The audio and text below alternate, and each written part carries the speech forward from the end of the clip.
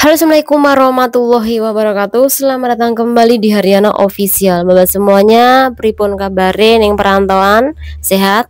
Alhamdulillah kalau saat ini sampean masih sehat, Mbak. Amin nggih. Doa yang terbaik buat sampean semuanya. Moga-moga sehat selalu ning perantauan. Moga-moga sampean semuanya terhindar dari mara bahaya. Kemudian sukses selalu ning perantauan, iso kumpul sama keluarga, rezeki ini barokah selalu tanpa halangan apapun, tanpa kekurangan apapun ya Mbak. Amin ya robbal alamin. Nah Mbak-mbak semuanya, sebelum kita membahas tentang kasus temennya kita, ada sedikit informasi buat sampean semuanya Mbak. Silakan disimak. Iki ada beberapa kasus yang bakal dibahas channel ini menemani sore hari kegiatannya sampean semuanya.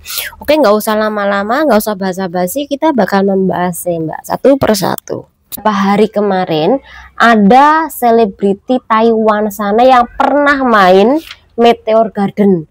Jadi kalau sampean dewasa tahun 2000-an, ini pasti tahu filmnya Meteor Garden. Nah, di situ kan ada peran utama cewek yang namanya Baby Su, Mbak. Nah, dia iki meninggal dunia di Jepang sana.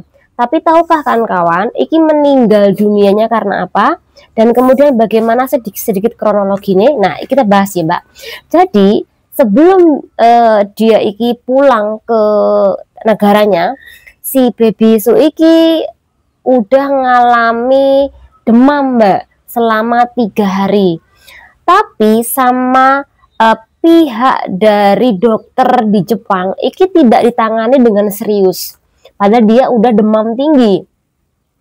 Dan 3 hari kemudian iki baru ditangani, Mbak. Dan iki memang prinsipe dokter neng Jepang sana, iki memang warga asing, iki di nomor 2 kan Mbak. Yang paling utama adalah warga Jepang sendiri. Jadi wajar penanganan lambat akhirnya sampai meninggal dunia. Jadi si artis ini meninggal karena komplikasi yang ditimbulkan oleh virus pneumonia. Iki disebabkan oleh virus influenza. Jadi kita pernah membahas virus ini sering kali. Sebulan yang lalu kita pernah membahasnya. Bahkan iki informasi langsung dari CHP, Pusat Perlindungan Kesehatan Negara Hong Kong.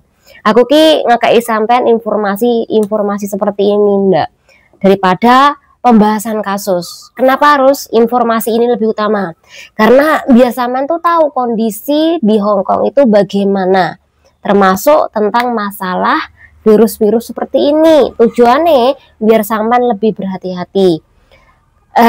Kok bisa tahu sih? Ya karena saya memiliki beberapa sumber link di negara Hong Kong yang bisa aku tonton, baca setiap harinya.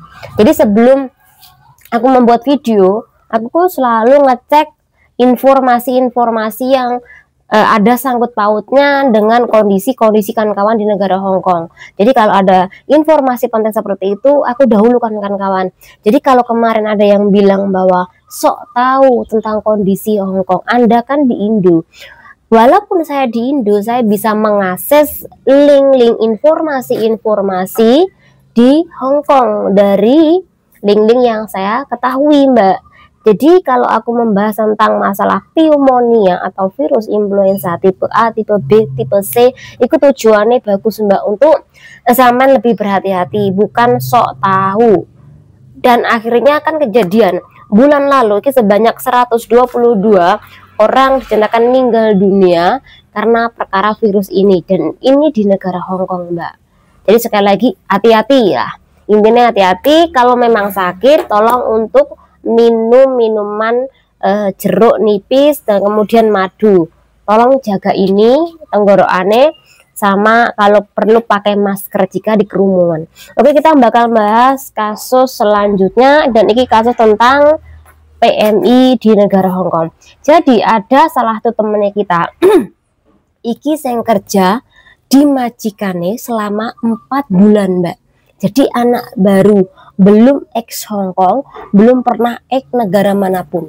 Mbak iki kerja di majikan selama 4 bulan, kemudian dia itu mengalami pemutusan kontrak kerja secara interminate. Jadi majikannya disuruh keluar itu hari juga.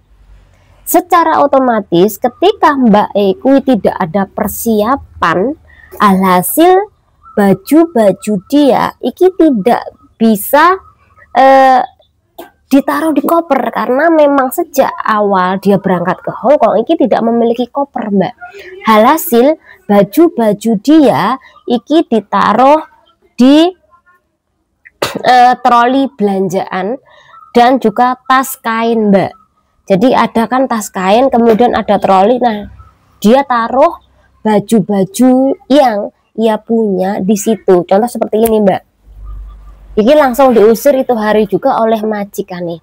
Nah, ketika Mbak Iki diusir langsung, kemudian udah dibelikan tiket, dan kemudian Mbak Iki harus pulang menuju bandara Hong Kong, Mbak. Nah, ketika dia mau nunggu bis, iki ada salah satu teman kita yang mengetahui perkara ini. Hasil dari perkara ini, dia meminta bantuan. Siapa tahu nih teman-teman memiliki koper-koper bekas, koper-koper yang nggak dipakai, bisa diberikan kepada kawan kita yang di internet ini. Nah, di dalam kasus ini bagaimana sih? Ini kan pentingnya, Mbak, kalau ada kasus-kasus seperti ini. Jadi kawan-kawan semuanya, iki khususnya bagi anak baru yang kerja di negara Hong Kong, usahakan untuk membeli koper. Kalau Anda tidak bisa membeli koper, usahakan beli tas besar, ransel besar. Tujuannya kalau sewaktu-waktu sampai di interminate oleh majikan Anda, sampai ada tas besar atau ada koper yang bisa sampai gunakan sewaktu-waktu ketika sampai diusir seperti teman kita ini. Jadi sampean harus ada persiapan, Mbak. Dan kedua, tolong minta bantuan sama agensi. Kalau agensi tidak mau membantu perkara ini, silakan sampean minta bantuan ke KJRI Hong Kong. Nah, KJRI Hong Kong ini di mana sih alamatnya? Di sini. Atau bisa nomor telepon ini. Intinya sampean bisa minta bantuan ke KJRI jika sampean mengalami pemutusan kontrak kerja sepihak tanpa pemberitahuan yang jelas. Karena sampean pasti tujuannya kerja di Hong Kong itu kan pengennya kerja yang lama, tapi di tengah jalan ternyata terputus kontrak padahal sampean masih masa-masa potongan, dan kemudian sampean tidak memiliki kesalahan apa-apa, ya tuntun majikan menginterminate sampean, padahal sampean juga masih memiliki waktu 14 hari. Jadi minta bantuan sama agensi untuk dicarikan majikan, minta bantuan sama KJRI agar Anda bisa ditampung mencarikan majikan. Jadi gunakan waktu 14 hari itu untuk mencari majikan. Dan sekali lagi, bilang sama majikan untuk tidak memberikan tiket dulu atau bisa memberikan uang di dalam kasus ini. Tapi kalau majikan langsung memberikan sampean tiket, maka laporkan perkara ini ke imigrasi bahwa Anda langsung dibelikan tiket dan kemudian sampean pengen mencari majikan lagi, jadi sampean minta visa tambahan. Jadi ketika minta visa tambahan, ya harus ada bantuan dari agensi juga, karena agensi sebagai jaminan nantinya. Itu beberapa hal yang bisa sampean lakukan ketika mengalami pemutusan kontrak kerja secara sepihak atau internet, tapi sampean masih pengen bekerja lagi di negara Hong Kong. Oke. Ada kasus lagi yang dimana teman kita ini mengalami pemutusan kontrak kerja kan kawan, dan iki perkarane dia goreng lopako, iki lobako agak gosong. Jadi karena gosong akhirnya majikan nggak terima, Mbak Iki sampai mengalami pemutusan kontrak kerja secara interminate kan kawan. Di dalam kasus iki Anda sekali lagi ya nggak salah semuanya sih Mbak, karena yang namanya kesalahan iki ya bisa saja terjadi pada kita ataupun pada majikan. Tapi ada nih majikan yang tidak memiliki toleransi di dalam kasus-kasus seperti ini. Jadi memang ada majikan yang pengen iki sampean ki harus kerja perfect, cantik banget. Kalau sampean salah sedikit aja, sampean pasti mengalami pemutusan kontrak kerja. Nah, di dalam kasus ini apakah bisa dilaporkan ke imigrasi? Bisa, Mbak. Jadi sampean bisa melaporkan perkara ini ke imigrasi karena sampean goreng iki 1 kali kemudian sampai gosong. Sampean bisa melaporkan ini. Karena nanti jika ada sekali 2 kali pelaporan yang sama, iki majikane sampean atau mantan majikan sampean, iki udah masuk pertimbangan. Iki koyoke homafan sekali iki majikan ini. Karena sedikit-dikit diputus kontrak, sedikit-dikit CC-nya gonta-ganti. Jadi penting sekali mbak-mbak iki untuk hati-hati kerja, karena majikan saat ini iki memang cerewet dan juga gampang sekali memutuskan kontrak kerja.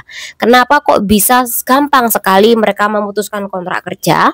Channel ini udah membahasnya juga sejak dulu 3 bulan yang lalu, bahwa ada aturan baru di mana majikan iki dikembalikan uang untuk mengambil CC. Jadi ketika majikan mengambil CC kan harus membayar kompensasi kepada agensi kan, ketika mengambil sampean mbak. Nah, dia bisa dikembalikan keseluruhan uang dia atau setengah uang dia ketika majikan tidak cocok sama sampean. Contoh sampean dianggap merugikan goreng tadi, iki duite majikan untuk mengambil sampean, iki bisa dikembalikan sepenuhnya atau setengahnya, atau bisa diganti dengan CC baru sesuai dengan kesepakatan sejak awal antara majikan dan agensi. Jadi kalau akhir-akhir ini banyak sekali kawan-kawan kita yang mengalami pemutusan kontrak kerja dengan gampang, pada permasalahannya sepele, yo kui mbak sebagian dari aturan. Kita udah pernah membahasnya. Jadi lek sampai dineremin secara ugal-ugalan, apalagi pas konin sebelum konin, yo iki mbak kenyataan karena majikan iki memang pengennya gonta-ganti CC, tapi sampean kalau digonta-ganti oleh majikan, yo laporkan ke imigrasi. Jangan cuman diem saja mbak, laporkan. Iya lo ada laporan sekali, 2 kali, 3 kali dari CC-nya, secara otomatis iki majikan bisa di blacklist sementara oleh imigrasi. Jadi penting sekali Anda melaporkan. Semoga bermanfaat channel Indiri. Wassalamualaikum warahmatullahi wabarakatuh. Bye bye kawan-kawan.